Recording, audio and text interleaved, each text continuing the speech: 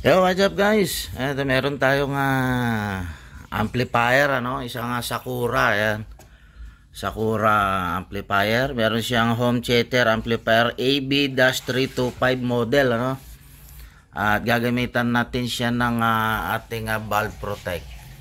Kasi ang history niya is meron siyang crack link, meron siyang crack audio. At niloadan natin siya ng dalawang concert na D12 na 250 watts per channel. Ayun, so try natin siyang i-power on gamit tayo ng valve protect natin. Ayan, nang makita natin yung kanyang condition baka may DC out or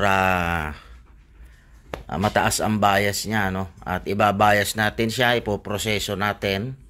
So itingnan muna natin yung sabi nung may-ari, meron daw crank na audio na lumalabas So i-power natin siya. Ayan off natin. Ayan. So sa ganitong condition niya, delikado yung ating speaker kasi wala siyang speaker protect. Ayan, wala siyang naka-design na speaker protection na kapag nag-DC out, hindi pipitik yung relay, so protektahan niya yung kanyang speaker Ito wala siyang design na speaker protection.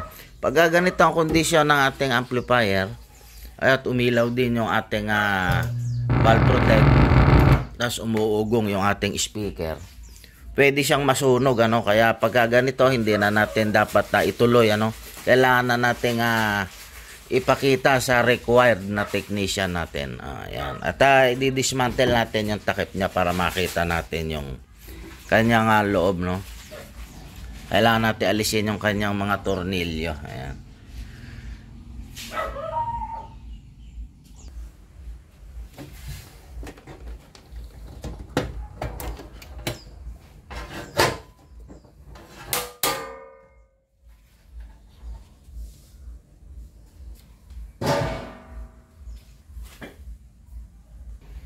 So, tanggalan natin yung kanyang case, yung kanyang takip. At i-visual inspection muna natin siya. Ayan, nakita na tayo yung isa, medyo napalitan na yung isang capacitor kasi mas maliit na siya, Ayan. Napalitan na yung isang capacitor niya. Nag-try na din sila na magpalit. Ngayon, nakita natin yung kanyang meron siyang ceramic disc na capacitor, Subukan natin siyang ugain, Ayan, tanggal na, isa yan. Sa visual inspection natin, ayan, may kalawang siya. Ayan, tanggal na, Ayan. Isa. Check natin ngayon yung kanyang mga resistor, Subukan nating ugain lahat kung merong matatanggal. Kasi meron siyang mga kalawang. So, kung okay pa naman, matibay. Wala pa nga bumigay na paano. So, kailangan natin siyang i-voltahe ngayon. Check natin yung kanyang voltage, kung normal. Kailangan nating alisin muna yung kanyang signal. Galing dito sa kanyang preamp. Magdi-disable muna tayo nung kanyang line in. So, kailangan nating hugutin ito. Ayan. Hugutin natin yan. Andyan ang kanyang 12 volts line in. Pati itong isa, input. Ito, alisin din natin. Ayan. At i-check natin siya, Tatry natin siyang i-power ulit.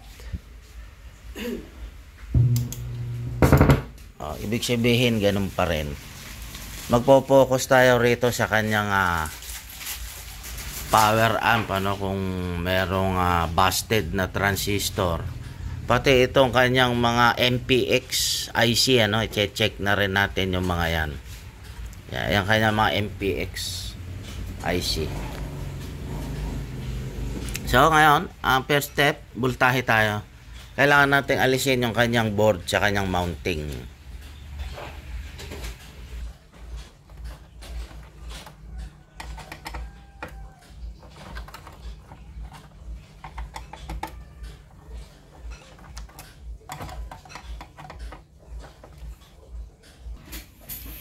So, sa visual inspection natin, dito sa kabilang side ng kanyang motherboard, nakitaan na natin agad siya ng sunog, Ayan, yung visual inspection natin. Na may problema siya sa kanyang mga driver, driver transistor, yung maliliit na transistor. Bali,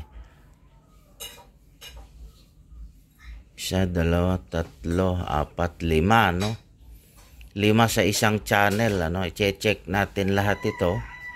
Bubunutin natin isa-isa. 1, 2, 3, bali 4, 4, 5 nga. Ayan, per channel 5. Lahat ng transistor na yan, check natin isa-isa. Meron siyang 1015, A1015 yung kanyang PNP transistor, at yung NPN niya is 9014. Bubunutin natin lahat yan at check natin isa-isa. Mataas ang kanyang biasing, kaya nagdi-DC out siya. At check na rin natin yung kanyang mga power transistor, kung merong na damage. Ayan, aalisin natin lahat itong nakakabit sa kanyang heatsink. Ayan.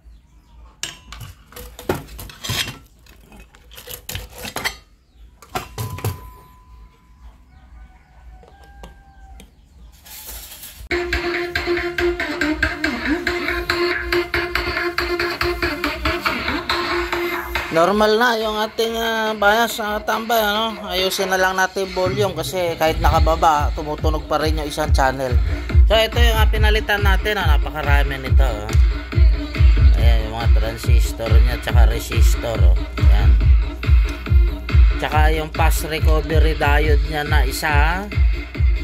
Ayan, may pass recovery diode siya na isa. Medyo nag-leak siya, meron siyang leak sa extend. So test natin, medyo okay na. Papalitan lang natin yung volume control niya kasi kahit nakababa na, tumutunog pa rin, Ayan, okay. Sound check natin kahit konti.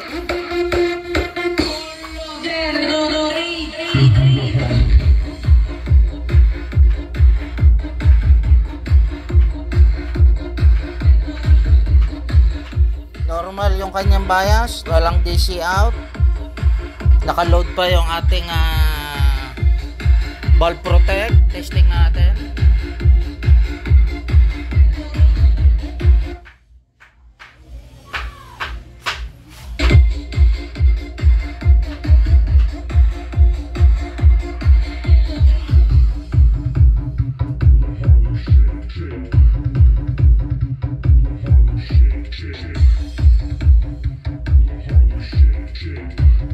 Meron tayong Sakura, ang model niya is AB-325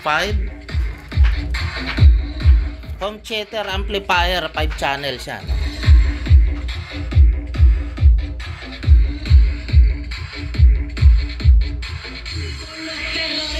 Dito tayo sa section na to, dito tayo nakakuha. Nung pumutok kasi yung capacitor niya, pinalitan na natin ng same value, same volts para balance siya, Dito tayo nakakuha. Nung kumatas kasi yung capacitor niya, pumunta yung katas dito sa mga resistor tsaka transistor, Kaya napalitan na natin lahat yan. Okay. Sound check pa natin.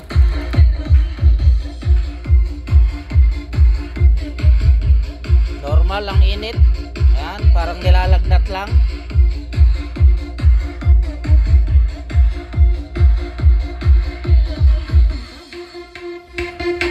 Kaya kung nagustuhan mo ang video natin sa video nito mga katambay, huwag kalimutang mag-like and subscribe. Paki-share na rin, wala pong bayad yan.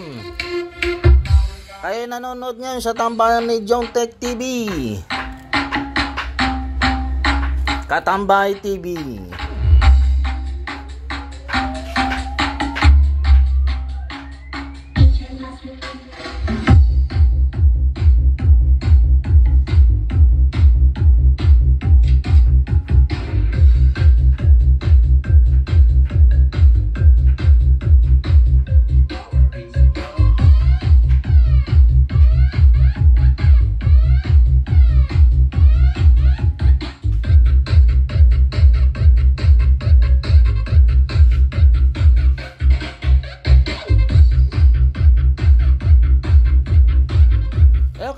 katambay, susunod nating video mga katambay. Puputulin na natin dito yung ating video pero tuloy pa rin yung ating sound check.